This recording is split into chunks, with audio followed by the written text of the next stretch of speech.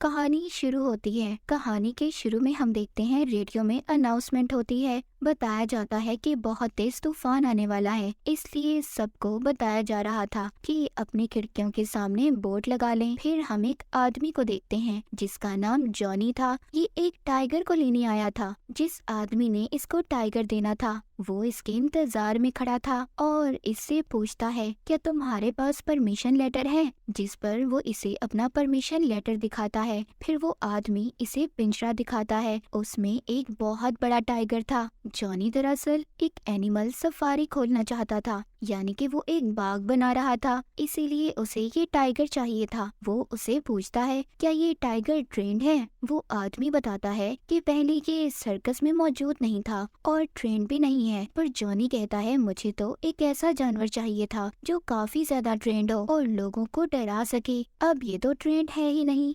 इसीलिए मैं तुम्हें इसके कम पैसे दूंगा। इस बात पर वो आदमी बताता है कि अभी अभी ये एक घोड़े को खा गया और खड़े खड़े इसने 300 लोगों को डरा दिया। This cat attacked a circus horse. ये कहानी जब जॉनी सुनता है तो अब वो टाइगर लेने के लिए तैयार हो गया था। जाने से पहले वो आदमी जॉनी को ये भी बताता है कि इस टाइगर ने 2 हफ्ते से कुछ भी नहीं खाया, यानी वो बता रहा था कि वो कितना ज्यादा खतरनाक है और जॉनी को इस टाइगर से बचकर रहना था। वो आदमी जॉनी को टाइगर का पिंजरा भी बदलने का तरीका बताता है। इसके बाद हम एक लड़की कैली को देखते हैं, उसके साथ उसका भाई भी मौजूद था। जॉनी दरअसल इनका स्टेप फादर सौतेला बाप था, मगर ये दोनों इसी के साथ रहा करते थे। वैसे तो केली ही अपने भाई का ख्याल रखा करती थी, मगर अब इसको कॉलेज जाना था, इसीलिए अपने भाई को केयर सेंटर छोड़ने आई थी। इसको अब जाना था। ये अपने भाई को गुड बाय बोलती है। जैसे ही ये गुड बाय बोलती है वो रोने लगता है, चिल्लाने लगता है, मगर पास खड़ी एक लेडी उसे चुप करवाती है। और तभी यहाँ पर एक और लेडी आती है और इसको बताती है कि हम कैली के अकाउंट से पैसे नहीं ले सकते, इसके अकाउंट में कोई मसला है। यहाँ कैली को पता चलता है कि इसके अकाउंट में जितने भी पैसे थे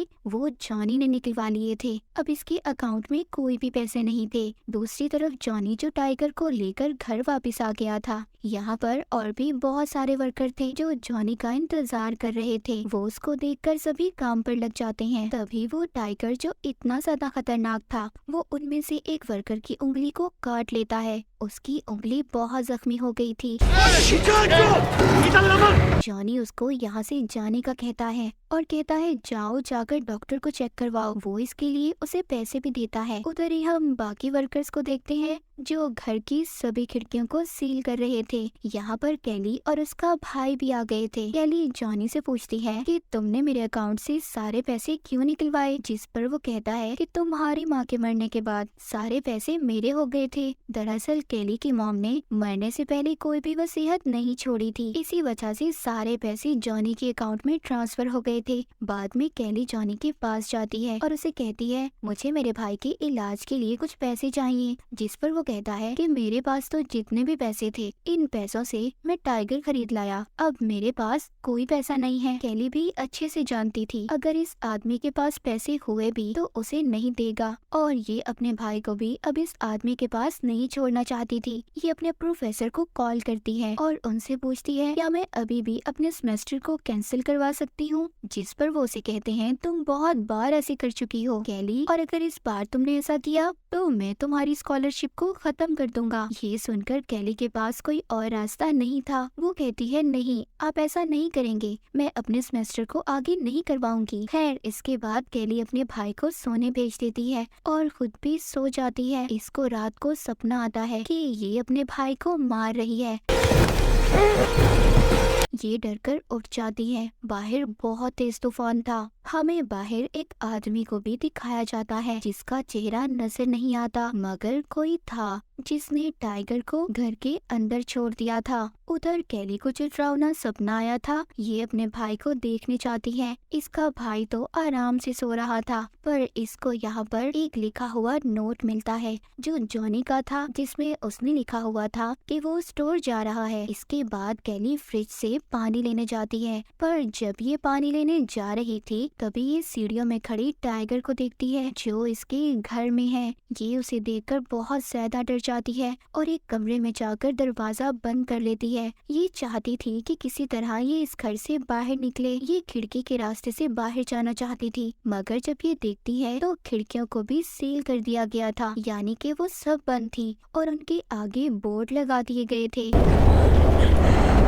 ये फौरन से अपना फोन देखती है। इसको अपना फोन भी नहीं मिल रहा था। तभी ये घर के फोन को देखती है, मगर वो भी नहीं चलता क्योंकि तूफान बहुत ज्यादा तेज था। इसके बाद ये अपने भाई को देखती है, वो भी अपने कमरे में नहीं था। फिर ये अपने फोन को इधर उधर ढूंढने लगी थी जो कि इसे मिल नहीं रहा था, मगर आखिरकार इसको मिल ही जाता है। ये अपने फोन से हेल्पलाइन पर कॉल करती है। ये अपने लिए मदद बुलाना चाहती थी, मगर तूफान इतना ज्यादा तेज था कि कॉल भी नहीं लगती। फिर ये जॉनी को फोन करती है, मगर उसका फोन भी गाड़ी में पड़ा था और वो तो शराब पीने में मसरूफ था। इसके बाद कैली मेन दरवाजे की तरफ जाती है। उस पर भी बोर्ड लगाए गए थे, उन्हें भी सील किया हुआ था। ये दरवाजे पर टांगे मारती है कि किसी तरह दरवाजा खुल जाए, मगर इसका शोर टाइगर सुन लेता है और इसका पीछा करता है। ये फौरन से बाथरूम की तरफ जाती है। उधर भी टाइगर आ गया था, पर वहाँ पर एक चिमनी थी। ये चिमनी में छुप गई थी। इससे पहले टाइगर इसको आकर पकड़ता। इसी दौरान इसका फोन भी नीचे गिर गया था। टाइगर उस पर अपना पाँव रख लेता है। इस तरह इस बेचारे का फोन भी टूट जाता है और जो कैली का पसीना नीचे गिर रहा था, टाइगर उसे सूंघता है। उसे पता चल गया था कि लड़की अंदर चिमनी में मौजूद है। टाइगर ने इसे देख लिया था। वो इस पर हमला कर देता है, मगर ये अपनी जान बचाते हुए ऊपर की तरफ जा रही थी। तभी ये अपने भाई को देखती है। ये दोनों एक कमरे में जाते हैं जिधर लैपटॉप पड़ा था। ये इंटरनेट पर किसी से बात करना चाहती थी, किसी को मदद के लिए बुलाना चाहती थी, मगर इंटरनेट भी नहीं चल रहा था। तभी अचानक से टाइगर इस कमरे में दरवाजे तोड़ने लगता है। ये अपने भाई को लेकर बेड के नीचे छुप जाती है और साथ ही में एक परफ्यूम लेकर बेड के इर्द गिर्द छिड़कने लगती है ताकि टाइगर का ध्यान भटका सके। मगर टाइगर ने इन्हें यहाँ भी देख लिया था। वो इन्हें खाने की कोशिश कर रहा था और खुद भी बेड के नीचे आने की कोशिश करता है, मगर ये दोनों दूसरी साइड से निकलकर भागकर किचन की तरफ जाते हैं। किचन में जो गोश्त पड़ा था, ये उसमें दवाइयाँ मिलाकर इधर उधर उसे फेंक देती है। फिर ये दोनों एक और कमरे में जाते हैं, मगर टाइगर ने इन्हें यहाँ भी देख लिया था। वो अपने सामने मौजूद सुराखों में से इन्हें देख रहा था। लकड़ी की दीवार को भी तोड़ देता है ताकि इनके पास आ सके, मगर कैली उसके आने से पहले अपने पास मौजूद दीवार में सुराख कर रही थी और फिर वहाँ से दूसरी तरफ चली जाती है। ये एक और कमरे में चली गई थी, जबकि टाइगर भी इनकी तरफ आ रहा था। ये टेबल से रास्ते को बंद कर देती है। इस कमरे में आकर ये खिड़कियों को तोड़ने की कोशिश कर रही थी, मगर उन पर भी बहुत मजबूती से बोर्ड लगाए गए थे जो इससे तो नहीं टूटते।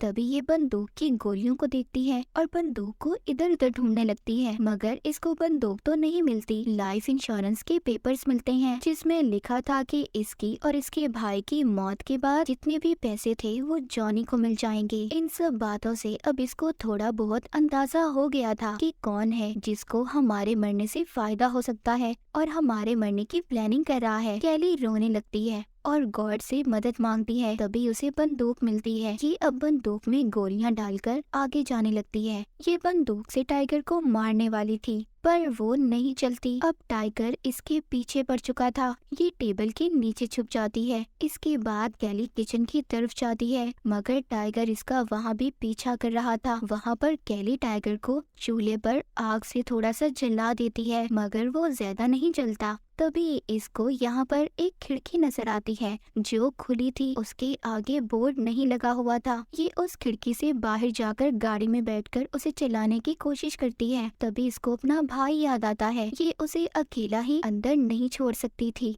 ये अपने भाई के लिए वापस अंदर आ जाती है और उसे यहाँ वहाँ ढूंढने लगती है, जो कि एक कोने में बैठा बिल्कुल खामोश और डरा हुआ था। ये अपने भाई के पास जाकर कहती है कि मैं तुम्हें कभी नहीं अकेले छोड़ूंगी और हर मुश्किल में तुम्हारा साथ दूंगी। कैली उधर ही एक डंडे पर कपड़ा बांधकर उसमें आग लगा देती है और फिर आगे जाती है। वहाँ इसको टाइगर मिलता है। इसने उस पर गोली चला दी थी ताकि वो मर जाए, मगर उसको तो कुछ भी नहीं होता और साथ ही इसने जो कपड़े पर आग लगाई थी उसके जरिए ये टाइगर को खुद से दूर कर रही थी और आहिस्ता आहिस्ता किचन में जाने लगती है। इसके साथ इसका भाई भी था। ये दोनों जाकर फ्रीजर में छुप जाते हैं। अब टाइगर उसे खोल नहीं पा रहा था। ये दोनों उधर महफूज थे। कैली उधर ही अपने भाई को फ्रीजर में सुला देती है और खुद भी सो जाती है, मगर थोड़ी देर बाद वो महसूस करती है कि बाहर कोई था और वो आदमी कोई और नहीं बल्कि जॉनी था, जो अब बंदूक लेकर घर के अंदर आ रहा था। उसने दरवाजा खोल दिया था। जब कैली और उसका भाई भी दरवाजे के पास आ गए थे,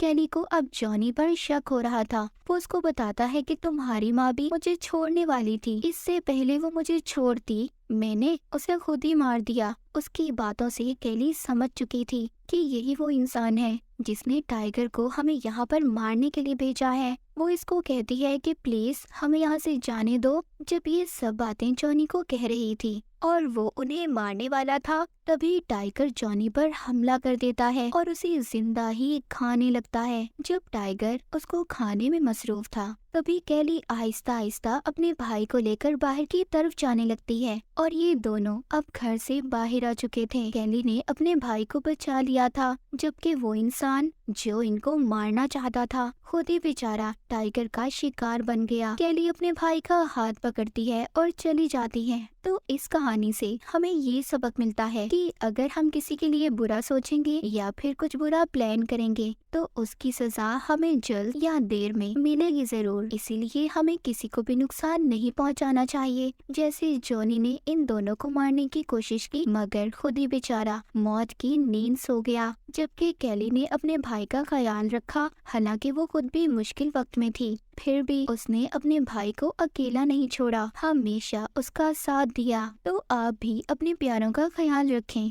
मूवी के आखिर में हम कैली और उसके भाई को एक साथ देखते हैं और इसी के साथ ये मूवी यहीं पर खत्म हो जाती है।